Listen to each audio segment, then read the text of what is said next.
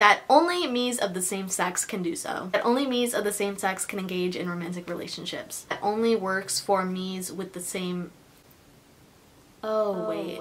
Oh, man. I just knocked over my camera! I'm picking it up. Sorry about that. Hi my lovelies! Happy New Year and welcome back to my channel. So there's no way for me to really explain this video without getting right into it. So we all remember the Miis, first introduced on the Wii console in 2006 and across many more afterwards. But with the introduction of the 3DS, we saw many games that were just exclusive to that device. What does that have to do with the Miis, you ask? Well, Tomodachi Life was one of these games. Tomodachi Life was a game released by Nintendo in June of 2014 after releasing in Japan the prior year. So this is actually the second game in the franchise, and I believe there's also a Euro version and then there's a Korean one that I think Euro, it's Japan, United States, Euro, and then Korean. And all these games are like vastly different, which I found in my research. I didn't even realize there was more than one. I've just only obviously played the US version, but it's really cool because they're all kind of different and, you know, based on the regions they're based off of. Anyway, but the game was actually announced earlier that year in April of 2014. Essentially, this is like a life simulation game. Think of something like The Sims. I feel like there's two types of people. I mean, I briefly played The Sims, but it was never at my house. It was always at my friend's house because I didn't have a computer, or I didn't have my own computer to like a laptop or something like that until literally last year, or not last year, 2021! Oh my gosh, new year, new me. Anyway, there's two types of people. The people who played Tomodachi Life and the people who played The Sims. It's practically the same thing, except for they all live in like one big apartment that's like, it progressively just like expands, and they keep building more so they can all live in the same, I mean, they don't live in one room, they live in like a big apartment building. An apartment building that happens to be on your very own island, which you get to name when you first like get the game and set everything up. And the process of creating Miis in this game is essentially the same, but like there's some extra steps towards the end to give them more like of a personality. Players can import their Miis from the 3DS, other devices, and use QR codes or create from scratch using the 3DS camera, and you know, also in-game creation tools as well. It's pretty obvious though. For one, you get to pick out their voices because these Miis, as you'll come to find out, like, they interact with each other, so obviously they need a voice. You get to pick out their voices, and because it's text-to-speech, like, the game is not shy to hilariously mispronouncing stuff wrong. That's why, like, when you pick their name, you need to really, like, spell it out, because sometimes it, like, mispronounces it so bad. Even, like, simple names. This tool for pronunciation has also been used to, like, work your way around, like, what's filtered, like, manipulate the text-to-speech to say what you want to say.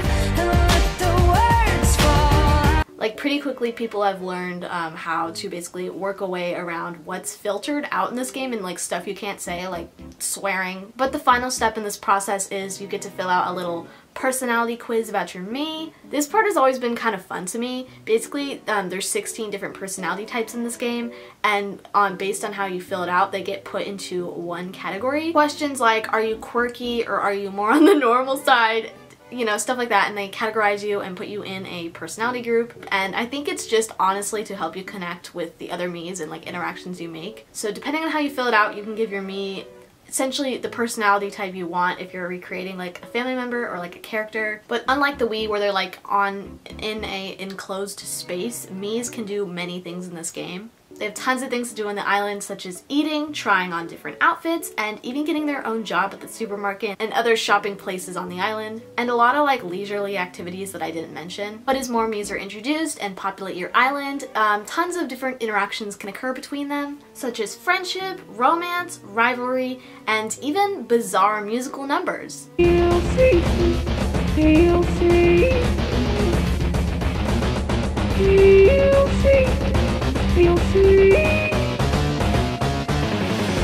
But here's where it gets rocky. Despite the love for this game and just how fondly it's remembered among its fans, people even going as far to beg for Nintendo to make a sequel for the Switch, which personally, I'll get more into it later, I think that would be the perfect resolution for this controversy. And I think it's just what this game needs is a fresh start, a new palette, and they can finally go back. Is it gonna undo the fact that this game just lacks the inclusivity. No. But I do think it would be a good move on Nintendo's part, because this is something, especially this game still has a lot of players even today that play it on their 3DS and go through all the effort because they enjoy the game. Even just a few weeks ago I was playing it and I haven't used my 3DS in years, so I think it would be a really good, like, it would probably benefit them, like, financially too to do this, but I think that a lot of fans would really enjoy it. You know, there are so many people that literally got the Switch as soon as they heard Animal Crossing was going to be on there now.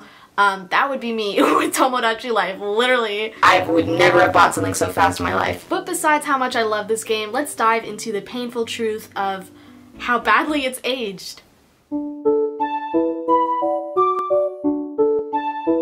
Core part of this game that makes, in my opinion, it very entertaining is the fact that Miis can experience friendships and even romantic relationships. If these relationships go well and they maintain them for a long enough time, they can eventually get married. You get to basically help the Mii, like, propose to the other Mii. It's really cute. And once they're married, they get their own house to live in and stuff like that, and they go on a little honeymoon. Married Miis can even have children that will grow up in the house. Once that child gets old enough, they can live in their apartment or go off as a traveler who will wait at the dock of the island. If the player activates Street Pass with someone who has Tomodachi Life, the traveler will go to the other person's island to visit. Although that's, like, very uncommon now, because Street Pass is, like, basically essentially inactive. People have, like, really moved on from the 3DS. It's basically like when you go in public and, like, if you come across somebody else with a 3DS, like, that's what Street Pass is, but, like, obviously people just don't go out with their 3DS anymore. But when explaining Miis and their romantic relationships, I did leave out one core detail. Only Miis of the opposite sex can engage in romantic relationships. I still remember the day that I got this game. I was so, like, hooked on it that I was at IKEA with my dad and I was on it, like, the entire time. I vaguely remember that I almost ran into a display because, like, I was so focused on making my look-alike. The grip, the chokehold that this game had on me in 2014 is insane. But anyway, something I can really appreciate is how the times have definitely changed, and, like, gay people are literally in so much media nowadays. As a lesbian myself, there's always been a part of me that's known that I was not straight, even before I really knew a label or, like, what it meant. But I didn't know about gay relationships until at least 4th or 3rd grade. My point is, this is like a journey I kind of had to venture into myself and do the research. I googled girls kissing, okay? But eventually I moved on and grew up and forgot about the 3DS. And as one does, wanted to revisit, I remembered the little insertable discs that carried my childhood on its back. Needless to say, it was a very sad realization that this game didn't see me in a relationship with a woman as a relationship. This is one of those situations where it's like, obviously this pissed me off, you know, looking back and being like, oh yeah, gay people were not in this game. But also because there was literally no gay people in any media I was consuming at that point in my life, I am not even shocked. Because in my childhood, the only representation I can really think of, like, off the top of my head, was the one Good Luck Charlie episode where Charlie's friend has lesbian parents.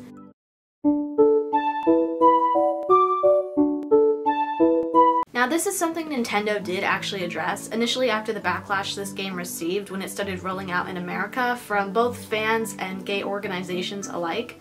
The publishers basically stated, and I quote, "We apologize for disappointing many people by failing to include same-sex relationships in Tomodachi Life. Unfortunately, it is not possible for us to change this game's design, and such a significant development change can't be accomplished with a post-ship patch." However, they did state, even with this unfortunate verdict, that they are committed to bringing virtual equality in the near future. More specifically to Tomodachi specifically, like they were saying if they made another one, that obviously this change would be implemented. But since then, all the versions of Tomodachi Life do not include same-sex relationships. This is not too surprising to me because it's not like there's been a sequel made, and they were kind of saying it in the sense that if they made another game, that they would include this, but all the games released are essentially the same thing for different regions. However, this is where I once again propose a sequel being made. Like, I truly do mean it when I say this game, I enjoy it so much. I love just how silly and, like, unserious it is. I think that's a huge part too of, like, what makes it so entertaining. I mean, the love triangles are peak entertainment alone, but also just so many small details, like the rap battles, when your Miis have dreams, the best and worst reactions to certain foods, the honeymoons when they get married, the minigames, and even the little news show that updates you every time something is new or exciting and going on. Which, speaking of that, is how they announced this game in the Nintendo Direct, which I just think is so fun.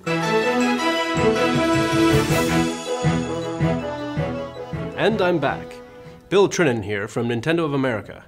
Welcome to this special Tomodachi Life broadcast. But I also love the theory I found when researching this that the news that they create in this game is actually fake news. It makes sense. I mean, I was talking when I was saying like even the news to tell you what's new and exciting, like if something is new in your town, like that type of thing when you're first playing. But like the other news stories they include are so crazy. Overall, this is a really fun game and a huge part of my childhood. I actually started playing this like again a couple weeks ago, as I said, which kind of inspired this video partly. It was kind of frustrating to make characters that like I know are gay and then all of a sudden they're asking me, I like so-and-so. How do I tell him? This is not you. I cannot make this shit up. I had Rhett from Good Mythical Morning dating Harley Quinn when I also made Ivy in this game.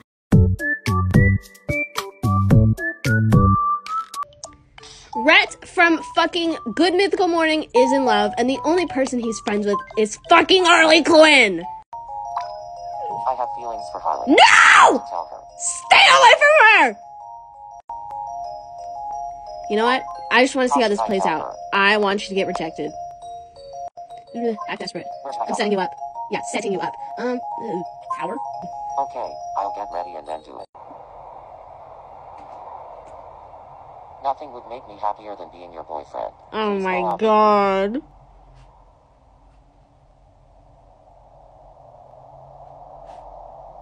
Sure. And guess who my lookalike is married to? Freddy Fazbear. I'm not complaining.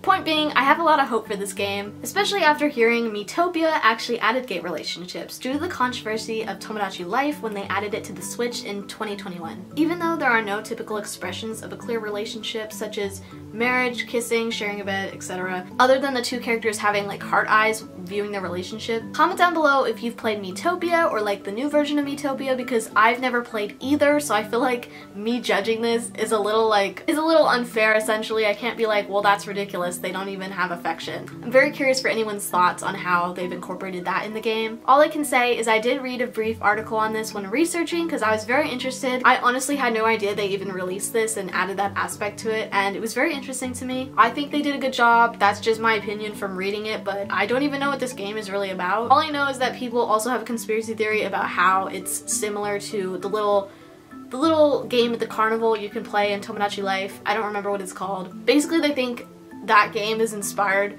by Miitopia or Miitopia is inspired by that. Vice versa. I actually don't know which one came out first. Actually, that's a lie. Miitopia came out in 2016. And something I thought was funny from like what I read in the article was literally as they level up your characters, as their like relationship levels up, basically it gets labeled as like all these funny, like inherently gay things. Thick as thieves, two peas in a pod, kindred spirits, committed, together forever, joined at the hip. History will call them best friends, roommates. But from the brief article I did read up on about it, it seems very promising of a brighter future and a second chance for Tomodachi really in the future someday. I think even with the controversies underway, Tomodachi Life is a hilarious, timeless classic type of game that never gets old, because every time I end up like revisiting it like I did a couple weeks ago, I'm always finding new details and stuff that I didn't realize was there and new things that make me laugh. Point being, there's really always something you can enjoy and get from this game, I feel like, and there's tons of Easter eggs and shit. But yeah, that's pretty much it for this video. Hope you guys enjoyed. I've wanted to make a video about this so long, but I just didn't really know like how to go about it. Let me know like if you've played or like still play. If you have any funny stories from like when you've played, let me know in the comments. I'm always like down to hear it. I don't really know if the audio sounds too weird, but you can definitely hear like the background noise. I don't know if you can hear it raining in this video or not. By my next one, I will actually have a mic, so we won't need to worry about that anymore. As of today, I literally have it, I just can't use it because it's for my birthday. Not gonna get emotional. Not gonna get emotional. This is my last video filmed as a minor. I've literally been doing YouTube since I was 10, so this is so weird. Anyways, enough of me like rambling. I will see you guys in the very next video.